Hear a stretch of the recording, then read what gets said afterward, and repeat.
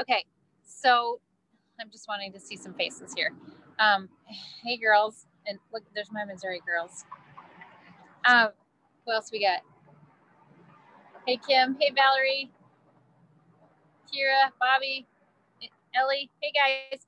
Okay, so I want to make this like about 20 minutes or less, like I always do. I'm trying to keep them concise for your guys' time and easy to kind of refer back to. So that's why we'll have it up on the YouTube channel for easy referral. And that way too, if you have a member that is wanting to do make and take classes, you can share this with them too.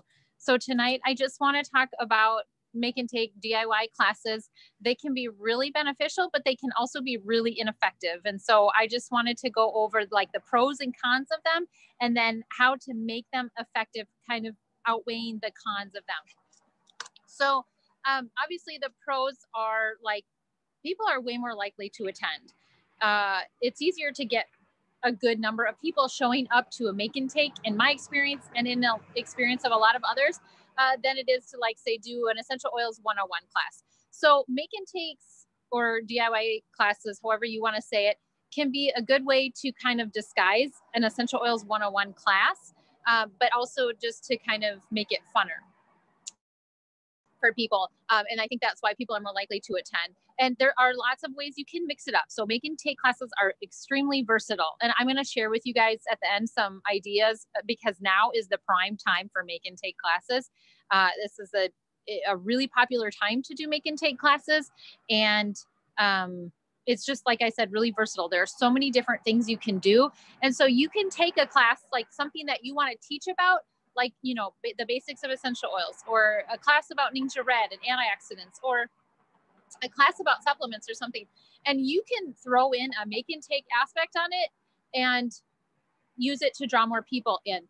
So that's one of the big pros of make and takes. Like for instance, when I did a holiday launch party recently, I threw in a make and take with immune rollers and planting pumpkin succulents just to make it fun. And what you make and take with it doesn't necessarily have to be an essential oil thing either. And I'll talk about that when I talk about some ideas, especially for the season that we're moving into. So that's just another one of the advantages of doing a make and take class, is just the versatility of it. And it's just the fun. With the fun combined with the aspect of people being able to bring something home tangible with them that they created, that's creative and things like that, or that's very useful and practical, is a huge benefit. And that's one of the things that draw people into those. And another thing about make and take classes that's a nice advantage of it is it can also really be a great practical way for new people to get their hands on oils. I think sometimes when we've been using them for a while, and maybe, you know, if you're new to this, you'll be like, yes, I relate to that. And maybe if you've been in it for a while, you'll go, oh yeah, I kind of need to remember back what it was like when I first started and I got these oils and I had no idea, like, well, like, what do you mean dilute? What does that mean? And how much do we dilute? And what do we dilute it with? And then what do you just roll it on? And where do you roll it on?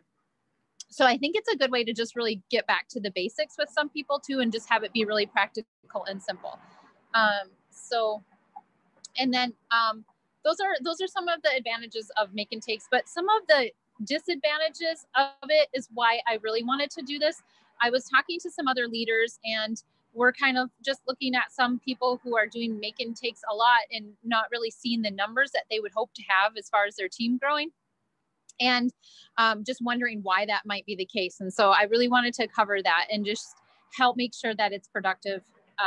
So one of the disadvantages of it is that sometimes we can maybe get a little crazy with it, and it can have some upfront costs that might not be practical for some people, which translates into not really being duplicable. So remember that every class that you host, somebody's going to be coming into it that maybe isn't a member, maybe they are a member, either way, but they might be turning around someday and sharing Young Living and doing the business side of it as well. And they say that the way that they are introduced to it is the way that they think they have to introduce other people to it. And obviously that's not on us totally, but we do want to consider being duplicable. And so if we're doing some big elaborate, make and take class, it might be where some people come in and they're like, yeah, cool, I love this and I'm excited about it and I like this, but it might translate in their mind that they couldn't also share. And really that's the biggest part of our business, is making sure that others feel like they can do it too. So if that's the case, you know, I would just make sure that you allow for that, and you're just like, we have another one coming up, it's really simple, or talking with them, or whatever the case might be. I'm not saying don't do it because of that reason. I'm just saying know that that's something that you might want to just keep in mind and account for. But the cost up front, like sometimes maybe it's, you know, like for instance, I did a perfume one and I had all the oils on hand to do a perfume class. But most people won't. And so what I did was I just broke it down into a few perfume recipes that were fairly inexpensive oils. I calculated them out, and I had put that information in one of our groups one time so others could do it too. But so it's just to kind of try to work with it and make it more duplicable for others to do and to keep it more simple. Another disadvantage that we see sometimes with make and take classes, is that ambulance going to turn on their sirens as they're pulling out? We'll see. Is the what some people get is, we call them the professional class attendees, and those are people who are just always coming to classes, which is great because they're awesome. They're a great way to keep the excitement going and just to have people there to connect with frequently. The downside to that, though, is that sometimes what we see is people aren't taking initiative to doing their own classes, and they just keep coming to classes all the time and maybe not inviting people and stuff. So again, it's not something that we should try to prevent necessarily, but it's just something to keep in mind as you're doing classes, because what happens is sometimes people, they don't want to have to get the supplies themselves. And so they'll just keep coming to make and take classes where they can have everything there already for them, which again is not necessarily a bad thing. For me personally, I want to equip people and empower them. And I also want to help them, you know, be able to share Young Living and stuff. So with that in mind, I would just say that if that's happening, you know, maybe it would just take a little bit to reach out to them and say, you know, would you like to host your own that we can invite your people to at your location or something like that, and just kind of work with it that way. Another disadvantage to keep in mind with make and take or DIY classes is the big one. It doesn't usually translate into new members, which means it's not growing your team. And so that's a big one to consider. You know, I've watched numbers over years, and whenever we were, especially when we were first starting out, and we've got new builders and they're sharing and they're doing all these classes, and I'm like getting the numbers as they're coming in, how many people enrolled and got their starter kit that class, and how many people did that class. And I'm watching the make and take classes translate to very, very few new members. And so we're analyzing this over time and watching it. And it seems to be a trend over the entire company, not just with our members, but with all other members. And I'm not saying that it won't. So tonight, I just wanted to talk about how to make it so that it can effectively translate into new members.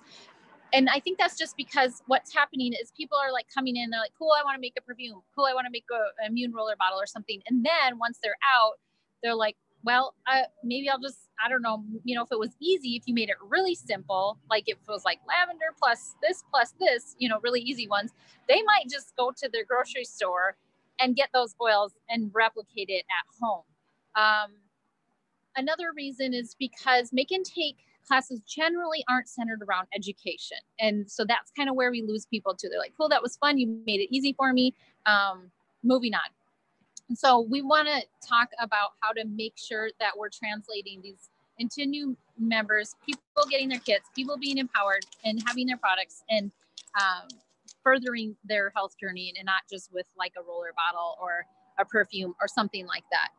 So that said, I want to talk about how to make them effective. And I also want to talk about what we can be doing with them right now. It's a great, great season for a ton of different things you can do. And like I said, when you're doing make and take classes, it tends to draw more people in it, and you can really mix it up. So for instance, a friend and I, the end of this month, are going to be doing a eucalyptus wreath making class. And she has a friend that's a florist. If you have a friend that's a florist, I'm sure they would love to help you out with this. It's really fun. And the wreaths are just beautiful. And then you can use that time as they're making them to talk about Young Living's eucalyptus, the 3 different eucalyptus, and what they, what the benefits are and stuff like that, and go from there. But also this time of year, I've had so much success doing make and take classes for holiday gifts. People want to make things that they can give to their loved ones. And if you have all of the supplies there and you help them make them, and you've got the oils and everything, people will come there. It's the easy button for them. And then they can have gifts that they can make that are healthy for their loved ones. So it's a really, really good time for that kind of thing. But we want to make sure that that's becoming effective and translating into new members. And so a couple of tips that I want to give you for making sure that your make and take classes are effective. Number one, you've got to make sure you incorporate education into it. And there are 2 parts of education that I always include in every class. Number one, I want to make sure that we talk about why Young Living oils are different. So even if I'm only going to talk for 5 minutes on like my holiday launch party, and we've got the oils that the roller that we're going to make and the plants we're going to plant, if I've got 5 minutes, I'm going to say, here's why this is different. I don't want to see you going and replicating this with grocery store oils because I don't want you to get hurt. And so I will be very clear with that when we're doing that. So about quality, and then also about the benefits of membership. And so we talk about the benefits of having their own account, which means that they're going to get the discount. So they're going to get the wholesale discount and the other benefits and stuff like that. They're also going to get plugged into our education. And I talk about why that's important, because we don't want to just kind of, here you go, this is what you're doing. Why am I getting all these texts? And just leave them at that. We want to continue that on. And so they can keep having that place where they'll get educated and things like that. So we talk about that no matter what class we're doing. And even if I'm doing a class on anything, make and take or 101 or whatever it is, those are always my most topics if I get no time to talk about anything else. So it's just about quality of the oils and about the benefits of membership. So we'll have that time for education no matter what we do. And then I always encourage people, if possible, I know this isn't doable for everybody, but to have flip kits right there, ready to go, on display, that people can take home with them. And that translates huge into more people leaving as members. If you don't know what flip kits are, we have a post in Faithful Growers about having flip kits. It's having starter kits on hand that people can take home with them. And then what you do is you put your shipping address in the last page of their enrollment so that the replacement kit comes back to you, and you always have another flip kit on hand.